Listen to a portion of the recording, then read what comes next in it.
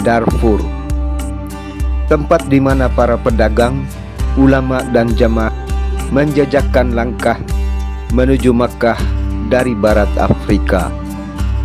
Namun hari ini Darfur hanya dikenal melalui gema senjata dan berita perang. Seolah-olah ia hanyalah tanah konflik, tanpa sejarah, tanpa jiwa. Darfur adalah salah satu simpul terpenting jalur haji Afrika Barat. Kafilah dari Mali, Timbuktu, Kano, hingga Bornu melintasi Darb al-Sudan, jalur haji Sudan, dan berhenti di Darfur untuk beristirahat, berdagang, dan menuntut ilmu. Darfur kala itu bukan hanya kerajaan, ia adalah pusat spiritual yang menghubungkan Sahara Barat dan Timur. Disinilah agama, ilmu, dan perdagangan menyatu tanpa sekat warna kulit dan tanpa garis peta buatan penjajah. Tahun 1916, Inggris menyerbu Darfur. Sultan Ali Dinar, penguasa terakhir Darfur, tewas terbunuh. Dan bersamaan dengan kematiannya, berakhirlah kedaulatan terakhir di Afrika yang masih bernafas dengan hukum Islam dan independen. Hai sahabat pencinta sejarah dan geopolitik, jumpa lagi di channel kesayangan kita. Kali ini kita akan membahas tentang sejarah Kesultanan Darfur, situs peradaban Islam Afrika yang menjadi gerbang menuju Makkah. Tonton terus video ini, jangan di skip, karena kita akan menemukan fakta sejarah tentang Kesultanan Darfur yang tidak pernah diungkap media. Jangan lupa like, share, dan subscribe agar selalu mendapatkan informasi menarik dalam video berikutnya.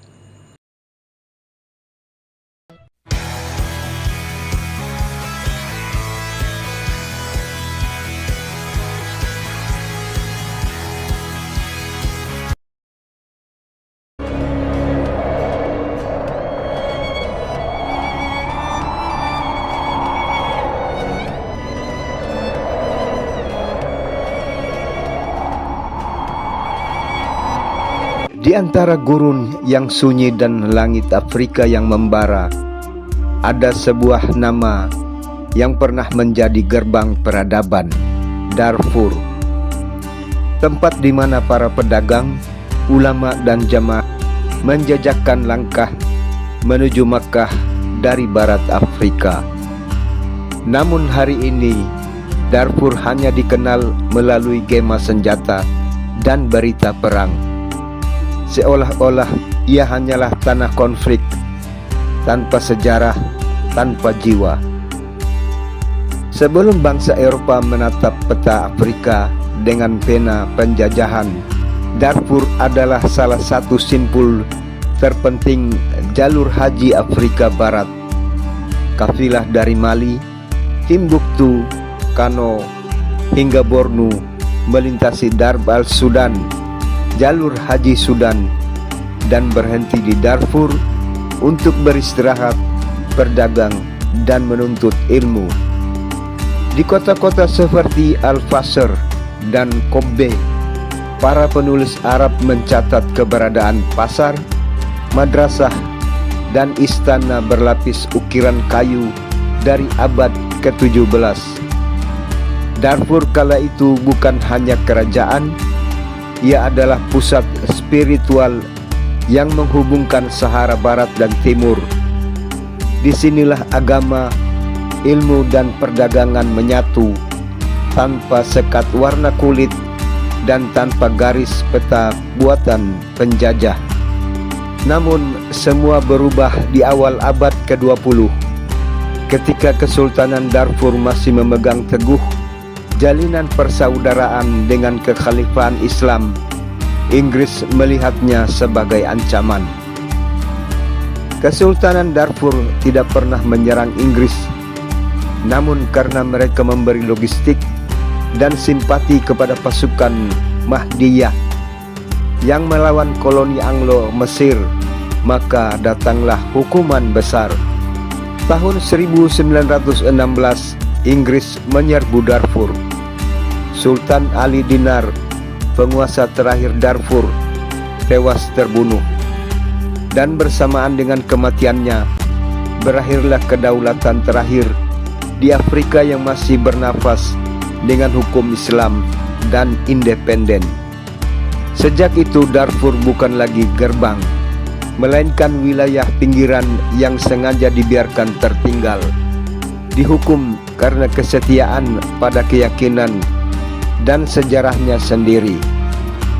Darfur, wilayah yang luas di barat Sudan, dihuni berbagai suku dengan bahasa yang berbeda. Setiap suku membentuk pemerintahan semi-otonom. Pemerintahan suku mengatur hukum keluarga, menyelesaikan sengketa tanah, warisan, menjaga keamanan internal, memobilisasi pasukan suku bila dibutuhkan, mengatur zakat, sedekah, dan wakaf, dan menjadi mediator konflik antar klan atau antar suku. Struktur ini membuat Darfur dikenal sebagai salah satu kerajaan Afrika dengan sistem hukum adat paling stabil sampai penjajahan Inggris memasuki Sudan. Suku Fur sebagai inti Kesultanan Darfur adalah kelompok suku yang berbahasa Nilo-Saharan, berkulit gelap, bermigrasi lama di pegunungan Jabal Mara, petani bukan penggembala. Jadi inti kerajaan Darfur atau Kesultanan Darfur adalah masyarakat berkulit hitam Afrika. Dalam wilayah Darfur di luar suku Fur, terdapat suku Masalit, berkulit gelap, berbahasa Nilo-Saharan, penduduk sedentari atau menetap, berprofesi sebagai petani.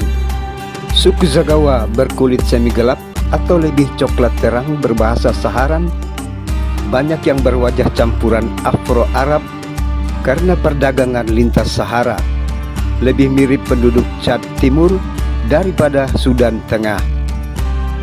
Suku Berti, Daju, Tunjur berkulit campuran gelap dan coklat. Ada jejak etnis Nubia dan migran Arab kuno. Darfur juga memiliki kelompok Arab nomaden, Rezegat, Bagara, Mahamid, dan Salamat. Suku-suku ini menggunakan bahasa Arab, berbudaya Arab dan beragama Islam, profesi penggembala unta dan sapi. Secara fisik, sebagian berkulit gelap, sebagian coklat terang. Jarang ada yang benar-benar berwajah Arab atau Timur Tengah. Hal ini karena mereka telah berasimilasi Arab migran abad ke-12 atau 14 dengan wanita lokal Afrika. Setelah memeluk Islam, suku Fur membangun sebuah pemerintahan otonom yang memadukan syariat dengan adat lokal.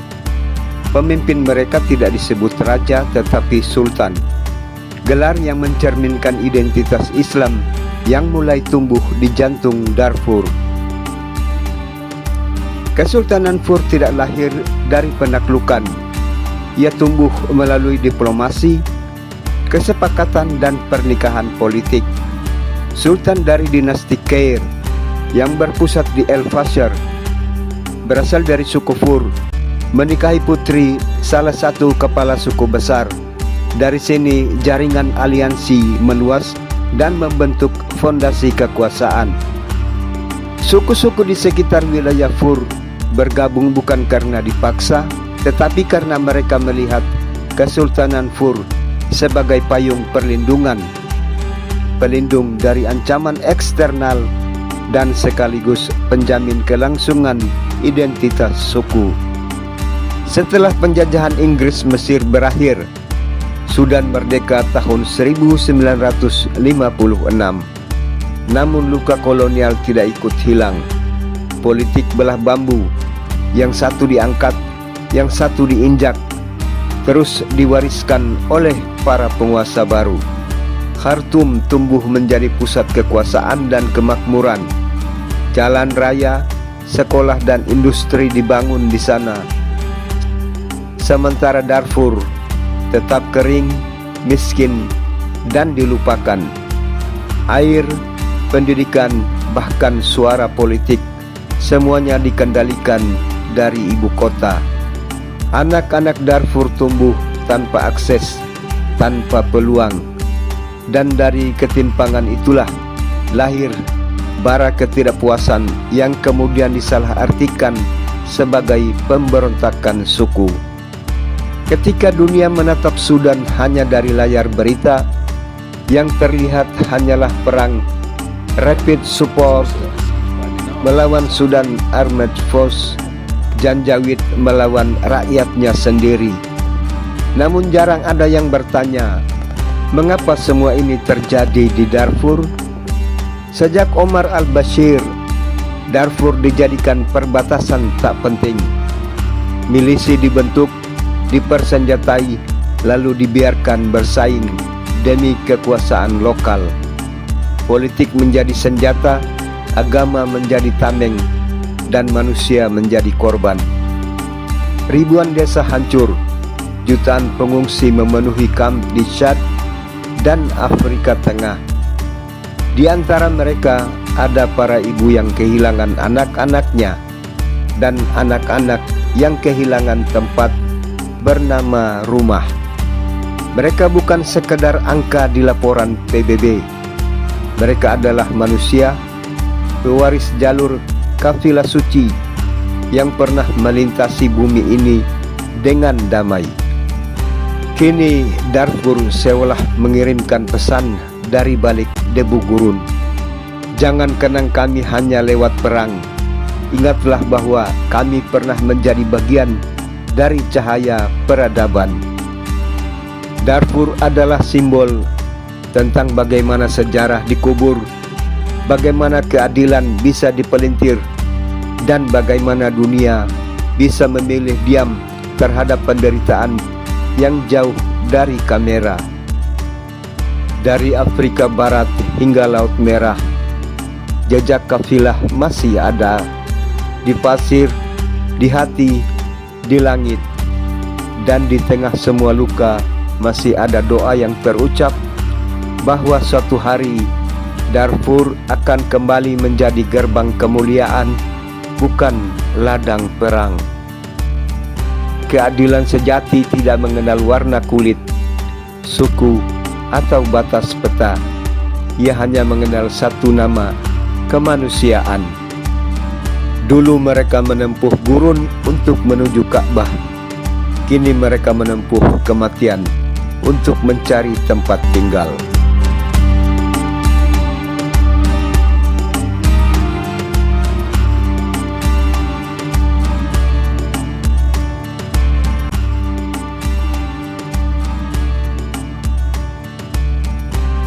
Bagaimana tanggapannya?